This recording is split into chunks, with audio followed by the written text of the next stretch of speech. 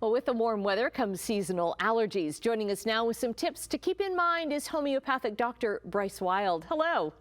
Annette, so nice to be with you. Thank you. Yeah, it's been a doozy of a season. We're in the thick of it right now. It has. It's Worse all than ever. pollen, right?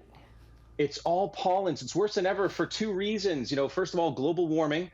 That's causing this to start earlier, and it's going to go later. And the other reason is actually due to hygiene hypothesis. Being over sanitizing. Not to say that we shouldn't continue to do that, but this has left our immune systems a little bit lazy. So I thought I'd bring you some healthy tips for being inside and outside, especially if you're gardening. Wrote the book Power Plants. We want to get outside and enjoy our gardens, but at the same time be healthy with that.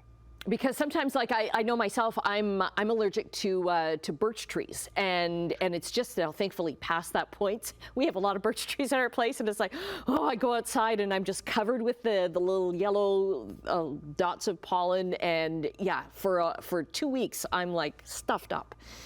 Well, let's start with the inside. So that is healthy nutrition. And you're looking at a bunch of really brightly colored fruits and vegetables here. But you mentioned birch, whether it's birch or it's grasses, and in some cases ragweed, we'll talk about that in a minute. These fruits and vegetables are actually possibly no good for you. There's something called crossover, and that means that you can get oral allergy syndromes, and people get that itchiness at the back of their throat beyond just the sneezing and itchy, runny eyes. So avoiding things like melons, carrots, celery, onions, peanuts, not the allergy you would get if you're allergic to peanuts, but the crossover effect, tomatoes and apples. You can look this up online, Google. The other thing you want to do before heading outdoors, of course, is wear a hat. Make sure you wear those sunglasses, but the healthy type of sunblock, okay? This sunblock's made with not oxybenzone, but rather titanium dioxide or zinc oxide. So you want to look for that as well. So meaning that could be a crossover as well? No, just I'm mentioning this as before you get outside and garden for the season, you want to make sure you wear that sunblock and ultimately, protect yourself from those UV sun rays. So as it pertains to allergies, though, specifically, the eyes are one of the most notorious things to cause us problems. So check out this homeopathic remedy. You want to look for something with active ingredients, all natural, sabadilla lily, and this is formulated with eye bright. It's called similison. No harsh chemicals or antihistamines. You can use it all day long versus the stuff that's used with vasoconstrictors. That'll cause a rebound effect. So look for those all natural homeopathic remedies. And the other thing to keep in mind is when you're on your way back indoors, you want to shower up. You want to make sure you get all those pollens off of you. So take a really nice long shower, particularly the hair. But Annette, you're familiar with this guy, aren't you? The neti pot? Okay. I've never used one. Oh, okay. So here's how it works. So I'm going to put this up here.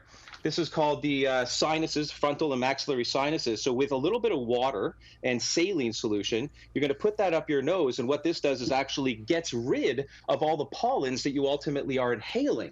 And while you're showering or, in the bath, you're going to want to rinse out those sinuses in order to get rid of all of those pollens that are stuck up in there in your nose. So that's kind of the stuff then that you see if you're sniffling or whatever and you blow your nose, you look in the Kleenex and you're like, whoa, that's what it is. Yeah. Oh, exactly. And you want to get that out. So the point is that a lot of these pollens will stick on us. So how do we get them off? You want to shower them off, and you want to shower your nose. Whenever you think about ridding them from your body, you want to remember they've also gotten up your nose. The other thing I like to do is keep in mind when you're gardening outdoors is on the way in, after your shower and you've got these, dry hands, think about hydrating your skin, utterly smooth. This is actually an incredible formula made by a pharmacist, over 40 years of clinical evidence and studies that absorbs really nice and easily into the skin. So once you've dried off and you've actually rid yourself of those pollens, rehydrate with a wonderful hand cream. Okay, it sounds like we are ready. We are protected against pollen and ready to go out in the garden on this Canada Day. Thanks very much, Dr. Wylde. Thank you, Annette. Nice to see you. Okay, good to see you too.